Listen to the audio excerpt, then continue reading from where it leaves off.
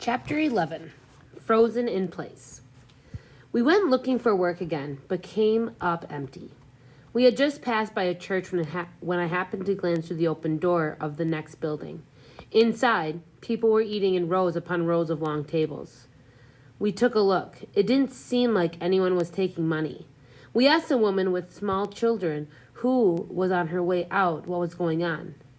"This is the church's soup kitchen," she said. "They're open every day for comida. Hurry in.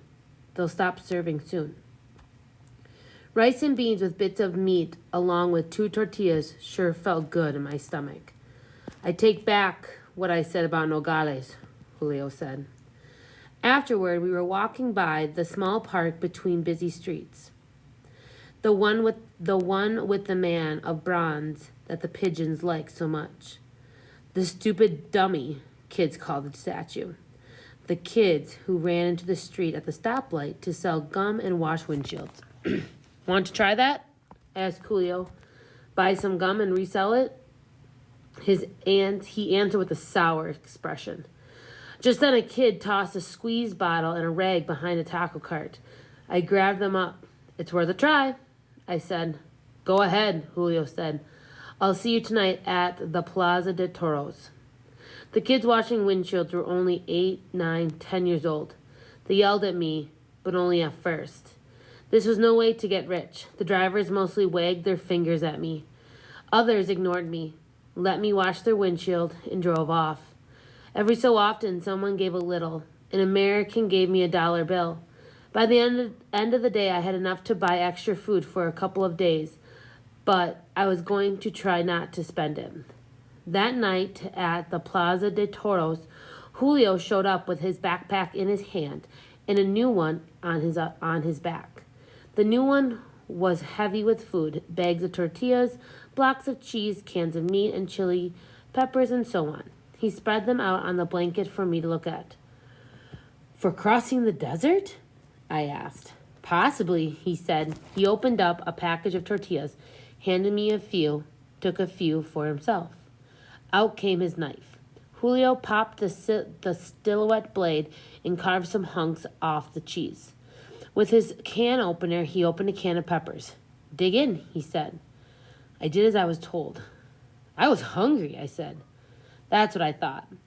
It was then I realized he must have stolen the pack. Probably from a fellow Mojado. Maybe at the bus terminal. Somewhere like that. "Let's split the food. It's heavy," Julio said.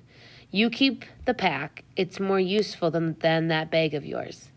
I already knew I wasn't going to ask him any hard questions. "Thanks," I said. We were going to keep eating at the church's soup kitchen. We would save the rest of the canned goods in case we needed to cross the desert on foot. The days passed with me making only pocket money and Julio away on his own business, which I never asked about. March was melting away. I was keeping track of the days in my head.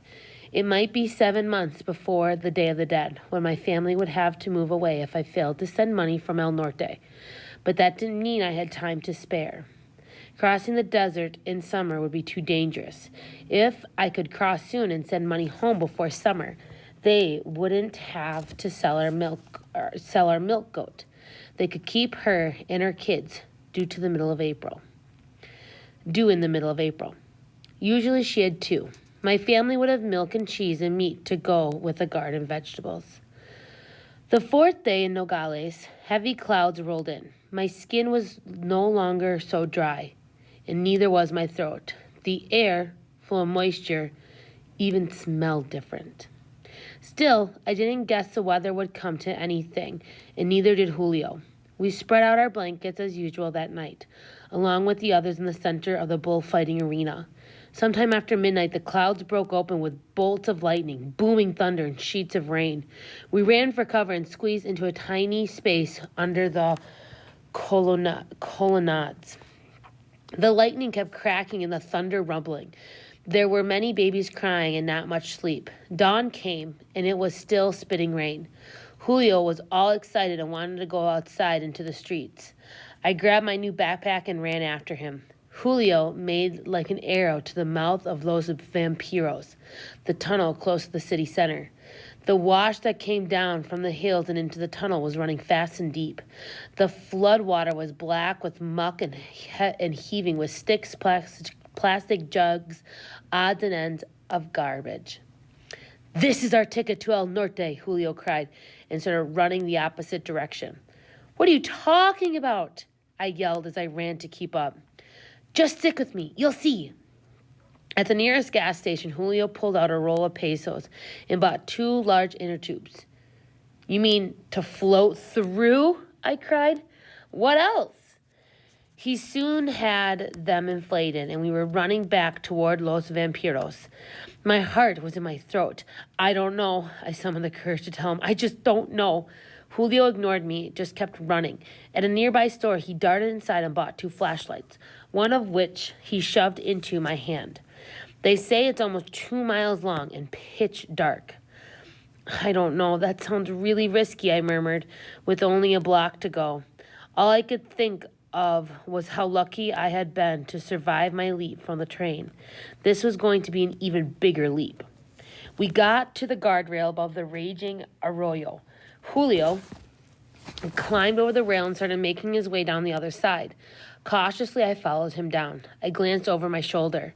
A couple of cholos were up above, standing at the guardrail. I couldn't tell a thing from their expressions whether they thought this was going to work or we were going to die. Julio set his inner tube down at the edge of the black, muddy river and then took his pack off his back. I just stood there like the stupid dummy statue. "Are you coming or not?" he said, wild-eyed. "Julio, what if they didn't open the gates at the other end?" "I'm going to take that chance. An opportunity like this, with the cholos out of the way and the border patrol off guard, you don't see? Don't you see?" "Maybe so. If it was just me, I would do it." "What are you talking about?" he yelled. "What if the gate is closed? What if I drown? What would happen to my family? I can't take the chance. I'll have to find another way." Julio threw up his hands. "Goodbye then, amigo. Good luck to you." He waded into the water, settled into the inner tube with his backpack to his chest, and pushed off, flashlight in hand. In seconds, without a look back, he disappeared into the blackness. It wasn't long before the river quit running through the tunnel. The water remaining was only ankle deep. Dozens of cholos went back into the tunnel to reclaim what was left of their empire. I asked one about the gate at the other end, if he thought it had been opened in time. "How would I know?" he said. "I ran out of this end. Can't you tell?" I found the answer the next day in the newspaper. The gates had been opened. Nobody had drowned. It didn't say a thing about people running or floating out the other end. It just didn't say. But I had a picture in my mind.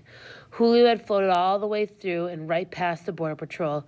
I could picture the patrolman running along the bank trying to catch up with him. I pictured Julio landing his inner tube and running for it. I could see him back on the train, safe inside a Suburban, heading for Tucson and Phoenix. I would never know. I would only know I had been too cautious, just like Rico had always said. I could see Rico's grin. I could hear him calling me Turtle. In 8 days, I went back to work washing windshields at the stupid dummy stoplight. "What is the matter with you?" I asked a kid Chewy's age. "Are you stupid?" "What are you talking about?" I fired back. "You're old enough to get a job at one of the maquiladoras. My mother makes $5 a day."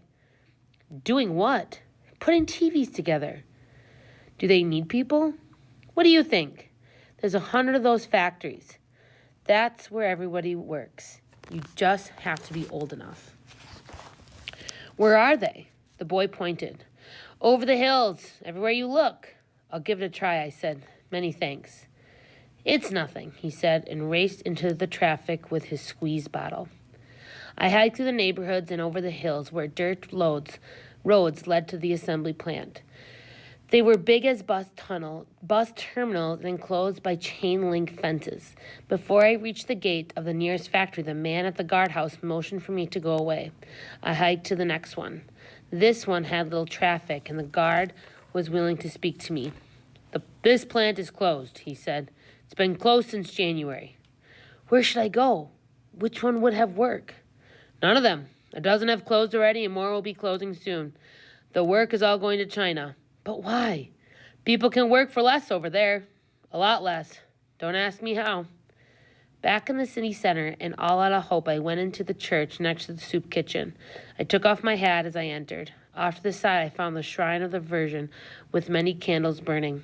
I dropped a 10-centavo coin into the metal box and lit a candle of my own. I thought of my family and fought to stay in control of myself. I looked into the face of Our Lady of Guadalupe. As always, she was looking to the side. She's looking at my mother, I thought. I comforted myself with the story of the miracle. It was an Indian, the lady, that appeared to on several occasions. It was on the robe of the poorest of the poor that she left her famous image. I said a prayer and left the church with hope burning once again in my heart, at least a flicker. I sat on the broad steps outside and watched the people in the street below. Most of them weren't really from here, I knew. Like me, they had been stranded in the whirlpool that was Nogales, going round and round while the river of humanity passed us by, streaming north. Many were in a lot worse shape than me, especially the old people. Here came a man who wasn't old but had a bad limp. He was leaning on a walking stick, tall, skinny, and shaggy-haired. He walked,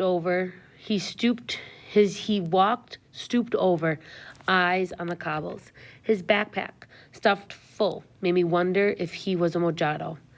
One look at his face, and I had to look away. He had been given a terrible beating, and not very long ago.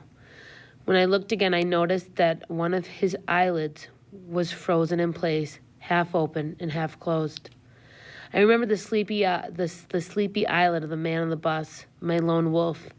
I took a better look, and I couldn't believe it. Same backpack, same black baseball cap, even the same snap-button shirt, only now it had bloodstains on it. Same man. What in the world? I followed him down the street. Miguel, I remembered. That was his name. Some choros here in Nogales must have beaten him up. Whatever had happened, his fully loaded pack meant that he was about to cross the border. This might be the Virgin's answer to my prayer. I told myself, here was someone I knew, sort of.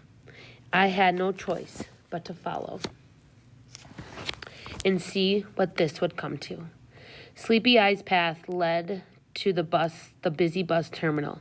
He bought a ticket. I didn't know where to. I had no money to buy a ticket.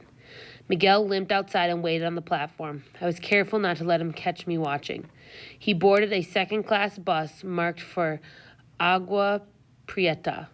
Where that was, I had no idea. I stood there wondering if this was the end. The bus driver was planted on the curb right by the door, taking the tickets. How could I get past him? From the cover of the column, I waited for my chance. I thought of Julio, who always believed that a chance would arrive. I just had to be ready. All the passengers seemed to be aboard. I was sure that the driver was about to follow, take his seat, and shut the door. Instead, he looked at his watch and stepped aside. He lit a cigarette and chatted with another driver on the platform. His back won't be turned long, just long enough for me to glide aboard.